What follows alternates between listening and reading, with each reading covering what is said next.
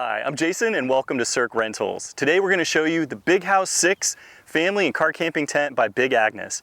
And everything you see in our videos are available for rent or demo on our website at cirq-rentals.com. Let's check out the Big House 6.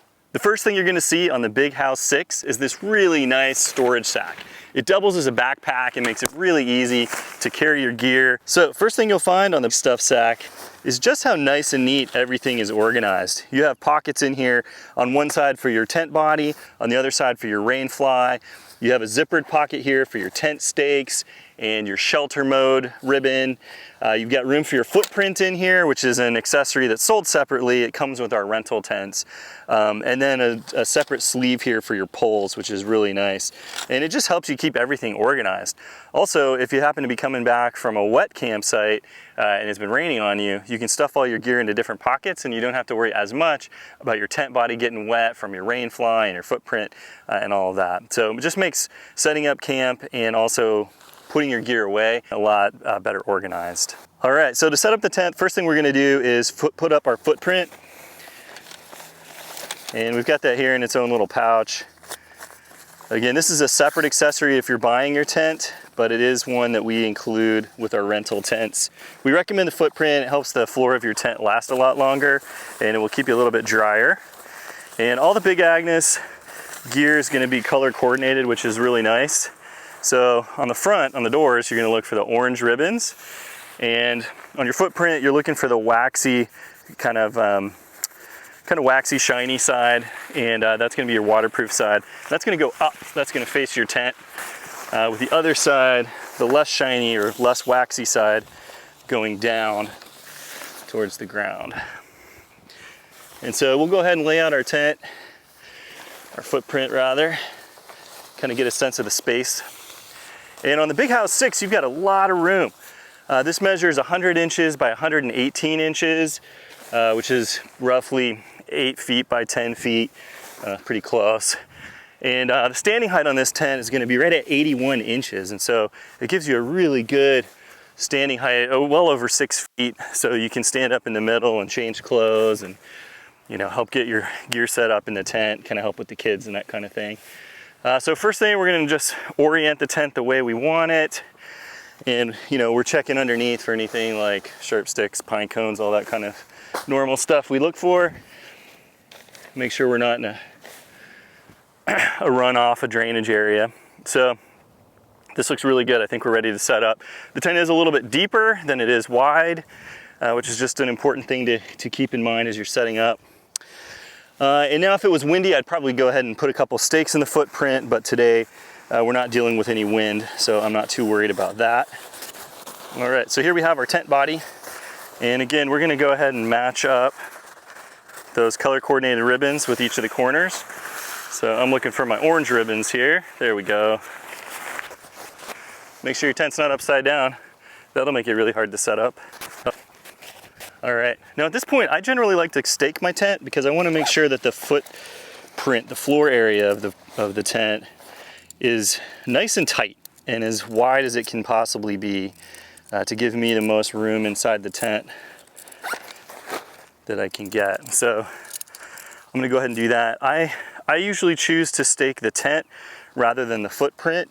I'll let the footprint go kind of loose underneath. In this case, they both have loops on them, and so the footprint can move around a little bit within that looped area.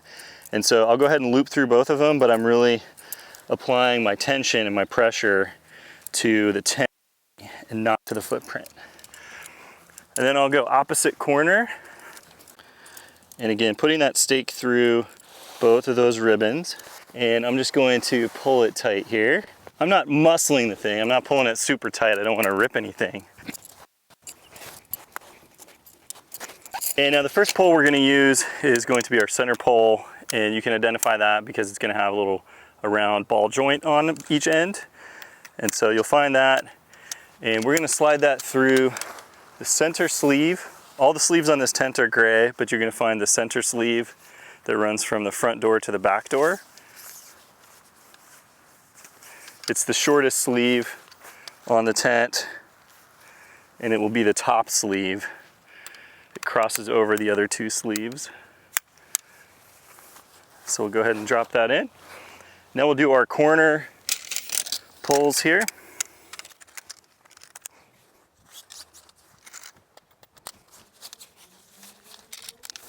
Now these poles do have a bend to them. They have kind of a corner where the vertical portion meets the horizontal portion. So that's kind of how you'll know when you're good on your sleeve there.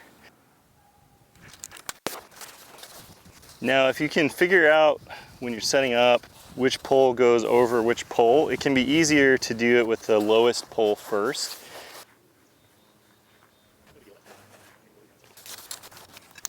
Now these larger tents are much easier to set up with 2 people, but definitely doable with 1 person. Just takes a little bit extra time.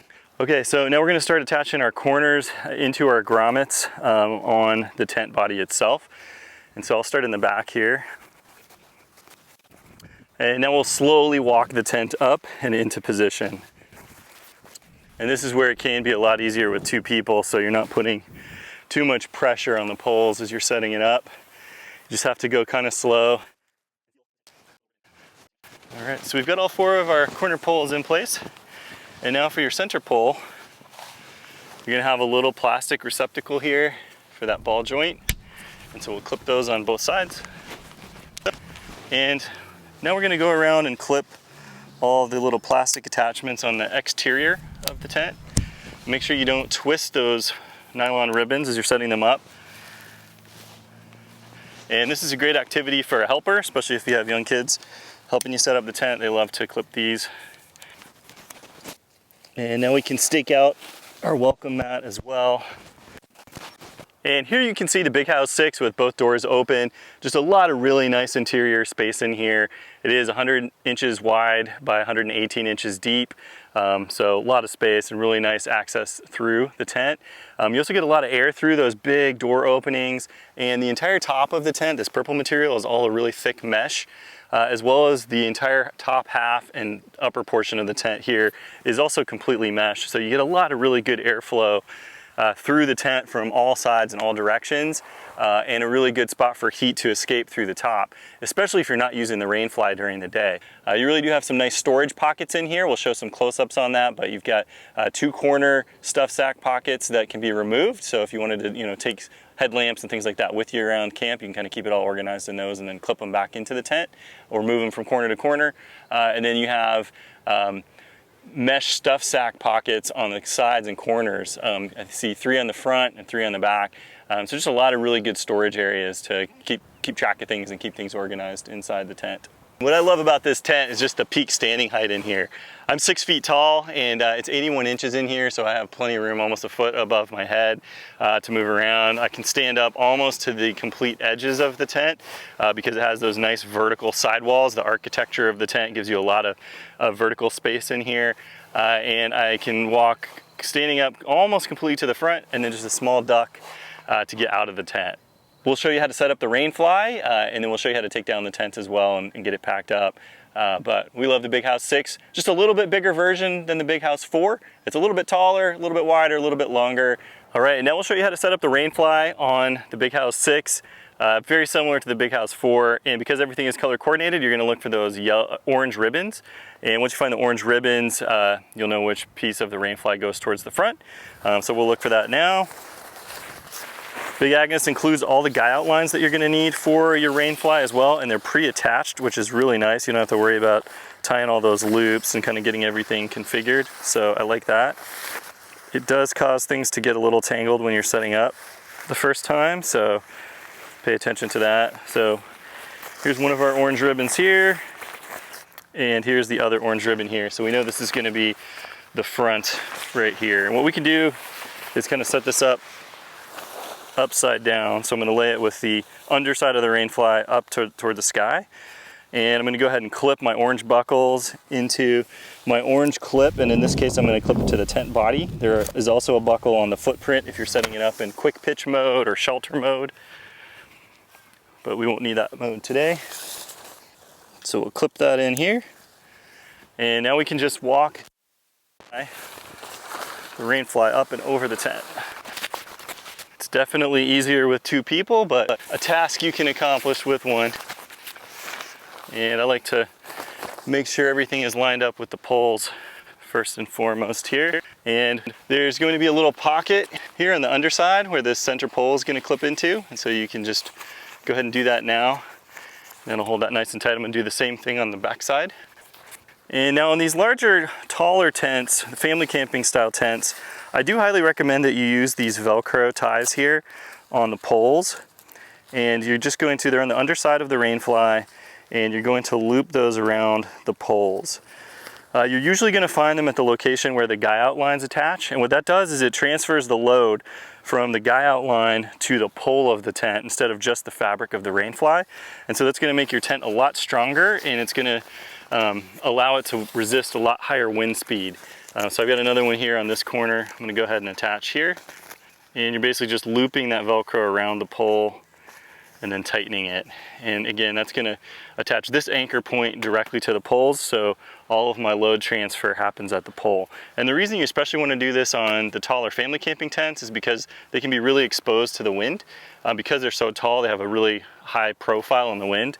So it's really important to not only do those Velcro ties on all the poles at the anchor points, but to also guy out all of your guy out lines, especially your higher points, because you never know when the wind is gonna pick up and pull on your tent. And so that's really important to do. So I won't do it in the video, but I would go around. You're gonna have really 2 of those anchor points on each of the poles. It doesn't take very much time at all.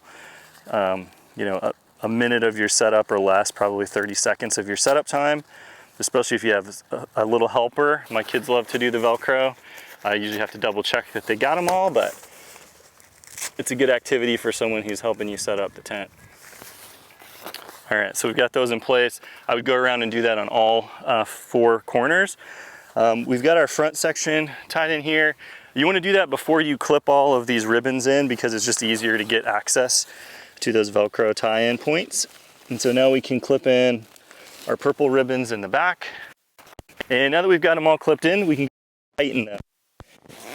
And that's going to help make sure our rain fly is nice and tight. That'll help it in the windy conditions, and it will help rainfall just roll right off the tent. It won't get caught up in any of the wrinkles.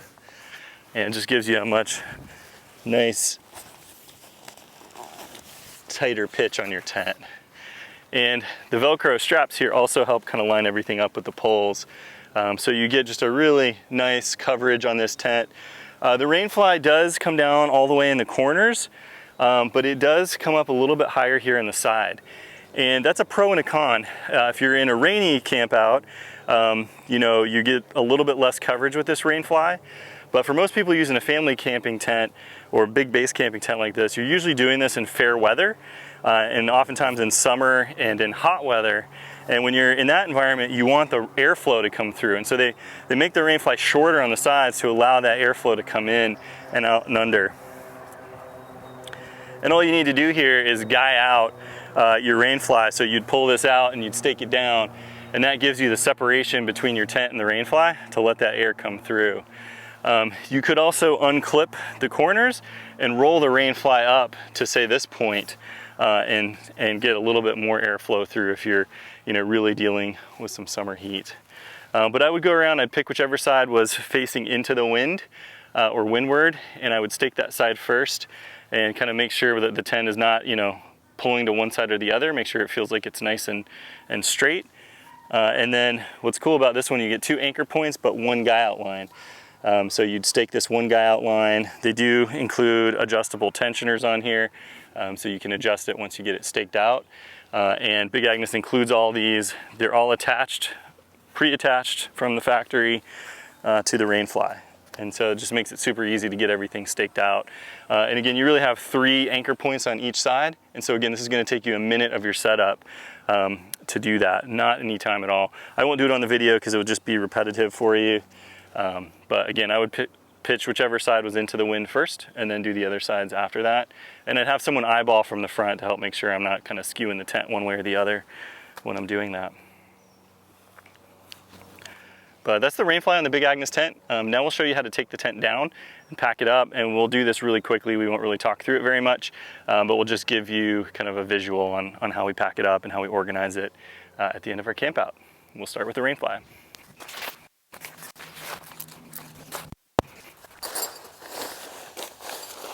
And we've got our nice organization bag here.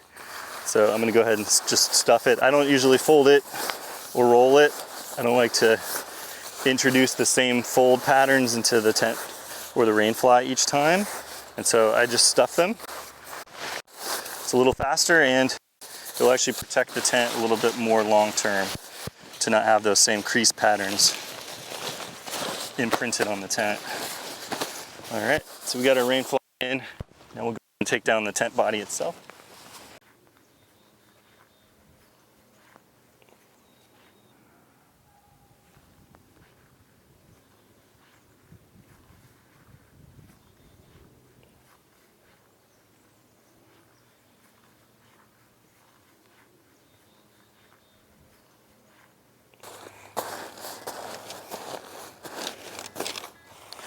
All right, and there we have it. We have our tent body on this side. We have our rain fly packed in this side. Our poles are in here. We're gonna grab our footprint here. Actually, our footprint came up with the tent, so it's packed in here right now. But usually I would pack that separately and put it back in its stuff sack and then slide it in here with the rain fly. That way if the footprint's wet and or the rain fly is wet, they stay wet on this side and our tent body and everything stays dry on this side. But today it's a really nice day, so not a huge deal either way. But that's the pack job on the Big House 6, really nicely organized. And then, you know, to head home, I'm just gonna fold it over, zip it up. There we go, and that's the Big House 6. These are available for rent or demo at cir-rentals.com. I'm Jason, thanks for watching.